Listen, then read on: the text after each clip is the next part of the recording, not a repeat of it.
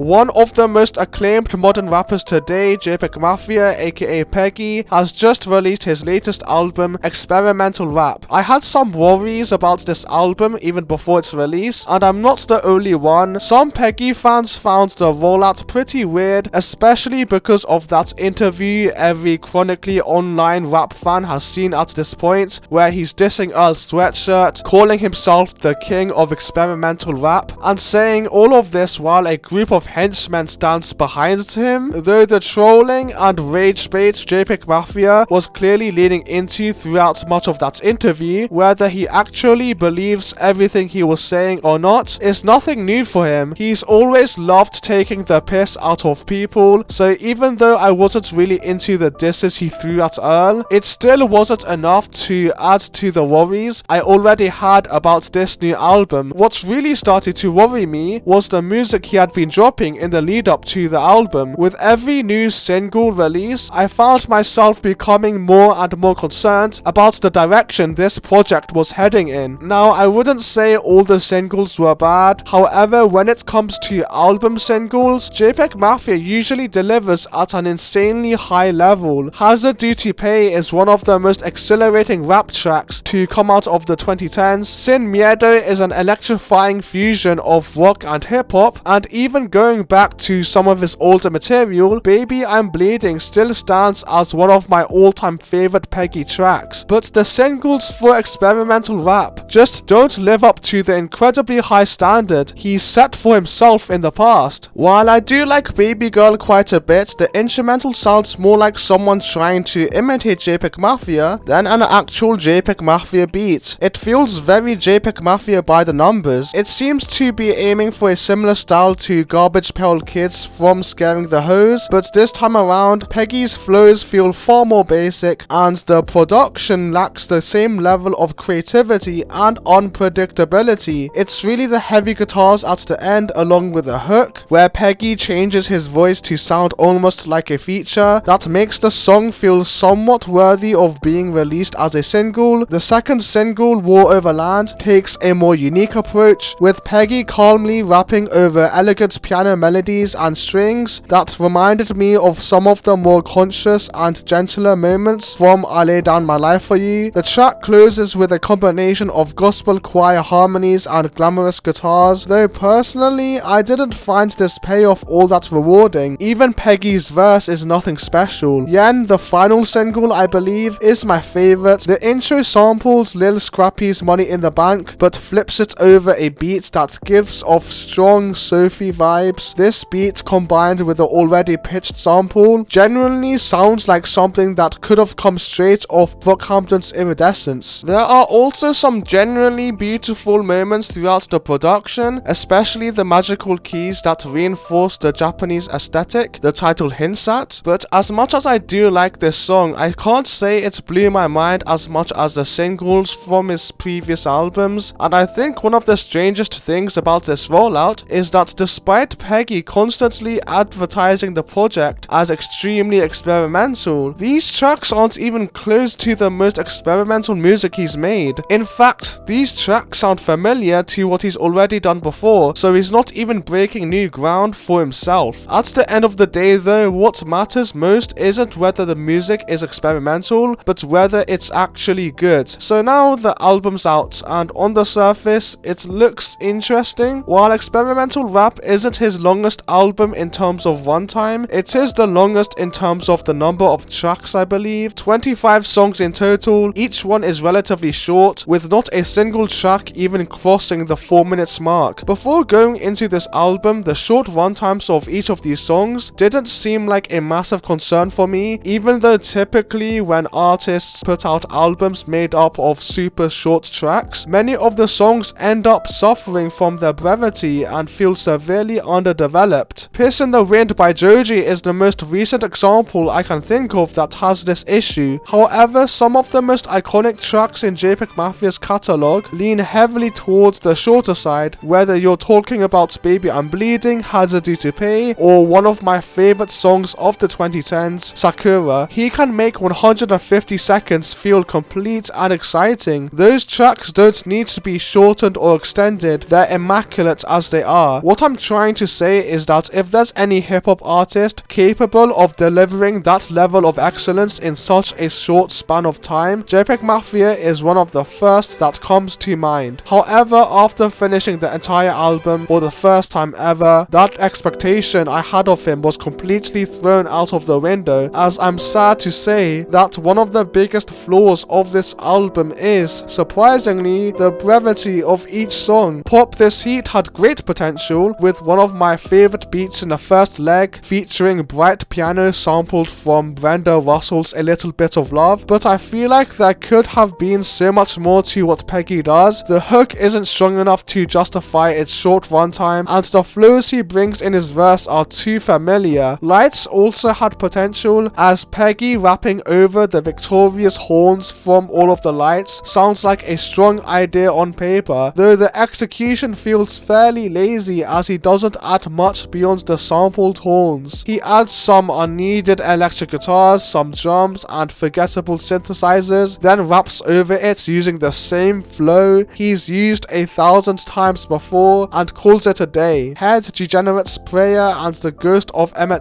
are even more unnecessary inclusions due to their lack of progression, memorability, and uniqueness. They just sound like unfinished song ideas. I mean, on the Ghost of Emmet Peggy straight up reuses his own flow from Cutie Pie. He reuses his own flow again at the ending of TSAR BOMBA, where he just steals the same flow he used in Rebound, and on GYBB, the number of changes the production goes through is nearly as low as the number of unique flows he brings to the song. For an album with this many tracks, the overall lack of versatility is underwhelming. There's a track here with lyrics referencing Charlie Kirk's death in wild ways, but this is also the same man who made a song called I Cannot Fucking Wait Until Morrissey Dies, so the shock value didn't really hit me as much as I think it was supposed to. The song is called The First Amendment, by the way, and there's nothing interesting about it. Nothing on the track is catchy enough to stick in my head. It honestly feels like the song only exists to spark controversy and shock listeners. More than anything, it feels like his desire to piss people off got in the way of making an actually exciting track. Across this album, if you separate Peggy's rapping from the instrumentals, his flows really don't change that much. The variety in the production does a lot to distract from how often he falls back on the same flow from track to track. I feel like I've only been speaking negatively about the album so far, so now let's get into the positive stuff, because there are some genuinely great deep cuts here. Burning Hammer is one of the more progressive tracks on the album. The instrumentation constantly shifts between noisy, abrasive sections filled with cymbal crashes and bullet tapping drumming during the pre-chorus, chorus, and post-chorus. Then during the verses, the song pulls back into much gentler guitar licks that honestly give me traditional Latin music vibes. I'm not sure if that's just me, but that's the vibe I get. Another favorite of mine is Money. Peggy spends most of the opening verse rapping almost non-stop over a vocal loop that repeatedly says money. There's a pretty captivating contrast between his relentless flow and the stripped back instrumental. As the song progresses, the beat becomes more dynamic, with changing drum patterns and cash register sound effects getting thrown around, and because of how tiresomely repetitive JPEGMAFIA's flows on this album are, that Piff Mafia was a much needed breath of fresh air on Meet the Dealers. He kills his verse, and Peggy's chorus is one of the catchiest moments on the album. The lack of versatile flows on this record is also partially why Mask On stands out so much, as it features one of the most versatile range of flows out of all the tracks. And finally, Bridges on Fire is the last highlight I want to mention. It's instrumentally really beautiful thanks to the lovely vocals that play in the background of his two verses, which I believe are sampled, as well as Buzzy Lee's Heavenly feature, which seamlessly bridges the gap between the two verses and immediately puts me at ease. It's easily one of the most complete sounding tracks on the album, and it would probably be the prettiest song here if it weren't followed by No Strippers in Heaven, a track that genuinely sounds heavenly by JPEGMAFIA standards. The angelic singing that is part of the beat makes me feel like I'm floating on a cloud. But experimental rap as a whole is an album that I'm not really impressed by. For an album that has been promoting itself as being experimental and so out there. It's not even that experimental, especially by Peggy standards. At least half of the tracks from Veteran are more experimental than this album. I mean, I guess when you compare the music on experimental rap to what's out there in the hip-hop mainstream, then yes, this album would be considered experimental, though it's not doing anything all that new that Peggy hasn't done before. The way this album was advertised raised expectations that he was going to do something super adventurous and possibly even groundbreaking, but this is easily his most unadventurous album since he rebranded to the JPEGMAFIA name. There's an excruciating lack of versatile flows, to the point where there are moments when he reuses his own flows from older songs, and there are beats here that sound extremely by the numbers for JPEGMAFIA style too. There are some great songs here, but even the best tracks on experimental rap aren't as legendary as some of the best tracks on pretty much all of his albums since Veteran. Please like and subscribe.